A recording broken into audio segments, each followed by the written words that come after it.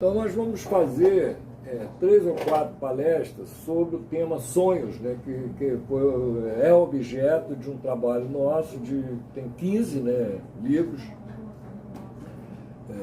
escritos sobre o tema, já publicamos 7, vamos continuar publicando ao longo de 2023, final de 2022, não sei se vai dar para sair algum, porque a gente está muita coisa prioritária ainda, mas 2023 com certeza nós vamos publicar o restante dos livros de sonhos que ainda não foram publicados.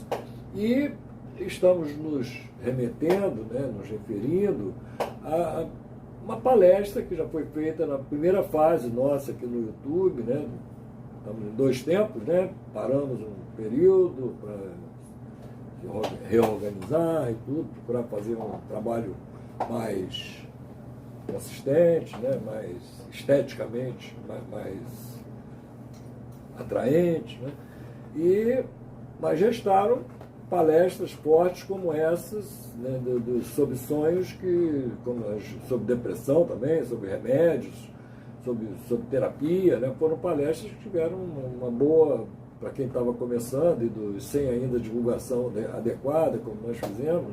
Ainda estamos um pouco nessa situação, a gente vai resolver esse problema da divulgação, a gente está trabalhando para isso, para aprender isso aí também. Mas, de qualquer maneira, nós estamos então nos referindo às palestras primeiras, sobre sonhos, e que resultaram aí, que são o resultado desse estímulo todo, desse estudo todo, que levou à produção de 15 livros sobre sonhos na obra de Freud, e que muita coisa boa, conforme a gente vai até aproveitar o ensejo, pegar alguns livros de sonhos que estão aqui. Vamos até mudar aqui um pouco o cenário. Então, vamos mudar o cenário ao vivo. Sai conceitos psicanalíticos, 5, e entra sonhos. Sonhos 6. E sai o conceito psicanalítico 6, esse quase um tratado aqui sobre clínica psicanalítica, com mais de 60 conceitos sobre clínica psicanalítica, Vamos falar um pouco sobre ele também, futuramente, mas não nessa palestra de hoje. E entra no sonho 7. Relembrando, o texto básico de Freud, escreveu dezenas de textos sobre sonhos, ao longo da sua obra, mas o texto básico continua sendo a interpretação dos sonhos, que é um tratado sobre sonhos, com revisão bibliográfica, tudo sobre sonhos já está ali, um livro que foi revisado, e sofreu acréscimos a vida inteira, e que nós retomamos também nesse trabalho nosso, o sonho na obra de Freud, uma revisão ampla sobre isso. Então, hoje nós vamos falar, como fizemos na palestra lá de 2 anos atrás, quase 3 anos atrás, sobre a essência das descobertas psicanalíticas a respeito dos sonhos. Então vamos lá. Sonhos são uma atividade mental ou são uma secreção de produtos neuroquímicos aleatórias, secreções aleatórias de produtos neuroquímicos feitas de noite pelo quem estuda sonhos, interpreta sonhos, interage com os sonhos, Não há dúvida nenhuma de que os sonhos são funcionamento mental. É o título do nosso primeiro livro. Sonhos são pensamentos noturnos. Agora, o que são pensamentos? São atividades dentro do ego, do circuito integrado do ego, e assim, já com o núcleo do processo secundário, e que ocorrem a nível de processo primário. Então, é um processo primário em formação de compromisso com o processo secundário. Essa é a natureza do sonho. Na nossa nomenclatura de cores, a atividade de colorir círculos, digamos assim, ou interseções criando interseções entre círculos concêntricos, né, digamos assim. Essa nossa atividade ela é basicamente um estudo do verde dos impulsos querendo retornar para o marrom da consciência, com o roxo da defesa psíquica inconsciente do ego impedindo esse retorno. Tá? E por que a defesa do ego impede esse retorno? Estou falando do sonho de adulto. Tá? Tem vários tipos de sonho, né? Dizer que sonho é só satisfação de desejo sexual realmente é uma aberração para quem... A gente quase que pode cobrar da pessoa que afirma um negócio desse se ela leu alguma coisa realmente dos textos de Freud, né? Como eu já falei, são muitos textos de Freud ao longo da vida, só a interpretação dos sonhos tira qualquer dúvida a respeito da natureza dos sonhos. Então, os sonhos são uma produção mental dentro do modelo da mente criado por Freud, em que a defesa psíquica, essa foi a grande descoberta de Freud, já aparece em 1893, histeria de defesa, né? E depois todas as psicoses chamadas, e neuroses chamadas neuropsicose, quer dizer, neurose e psicose também são de defesa, e depois vem em 1905 as perversões também são de defesa, só que é uma defesa diferente, que não incide sobre os impulsos, pelo contrário, quer na marra manter a satisfação impossível dos impulsos, né, às custas, né, da maculação, não é mais que maculação, da amputação, né, da informação da realidade. Né? Então é como se a realidade não tivesse mais importância, como se a realidade não tivesse valor. Isso é uma coisa dessa só se cria, né, a nível grupal, porque a nível individual é morte certa, né, digamos assim, de alguma maneira. Isso aí vai resultar em morte, porque não é possível você viver, né, sem considerar o que está ocorrendo na realidade. Agora, mas por que isso? A opção de morte não gosta de trabalhar, a opção de vida gosta de trabalhar. Então, é a diferença entre trabalho e falta de trabalho. Não tem trabalho, não tem disposição para o trabalho, né, digamos assim, é a opção de morte. Tá?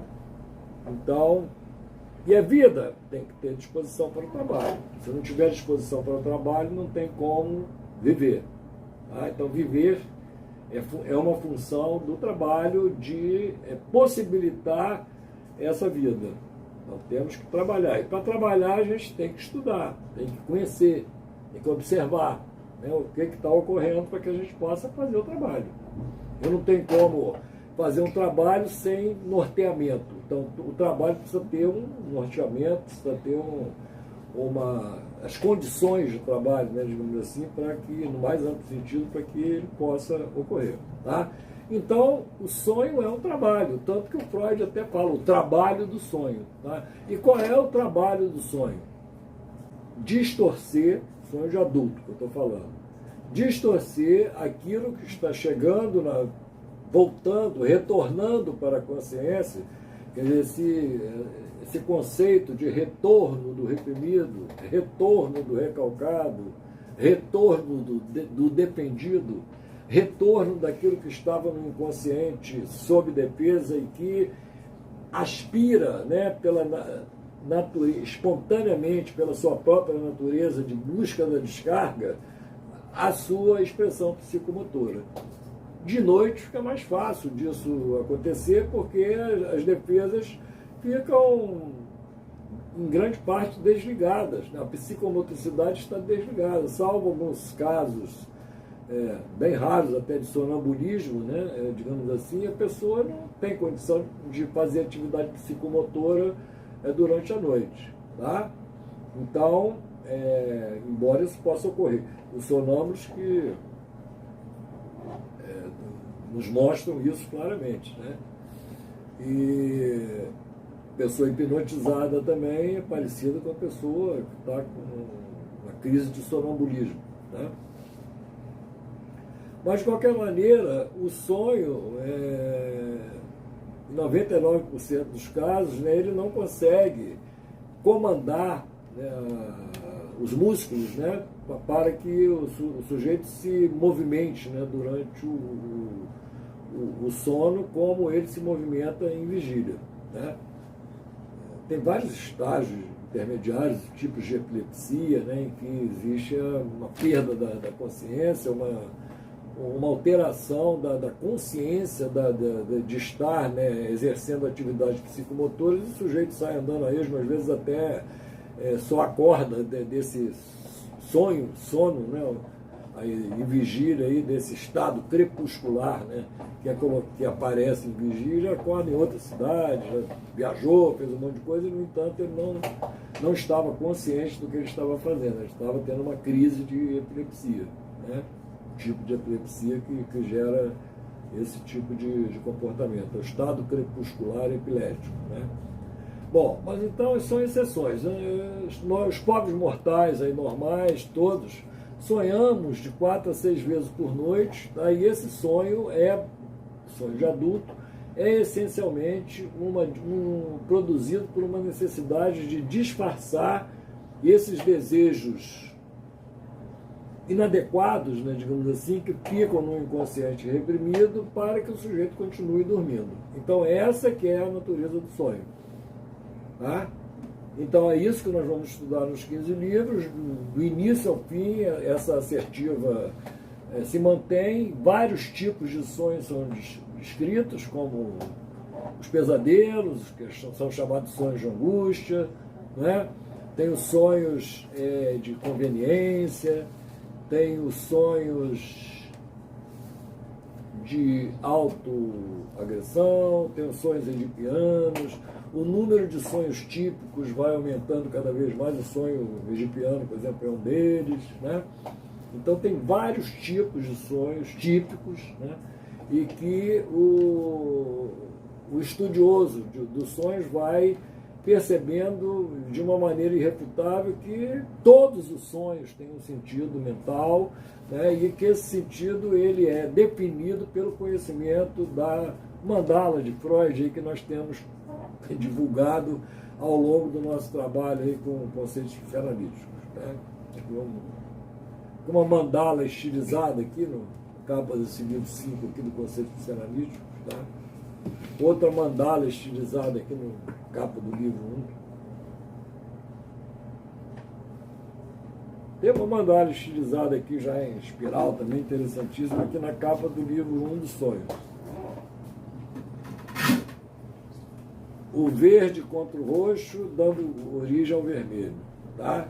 Então é isso que é um sonho. Um pensamento noturno efetuado nessas condições de formação de compromisso entre os impulsos reprimidos e a repressão. Tá? Impulsos reprimidos, pulsão de vida, pulsão de morte, querendo se manifestar, né?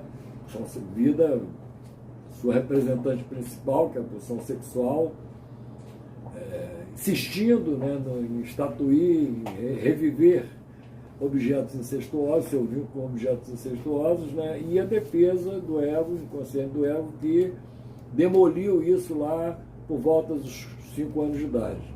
Tá? Nada de novo no front.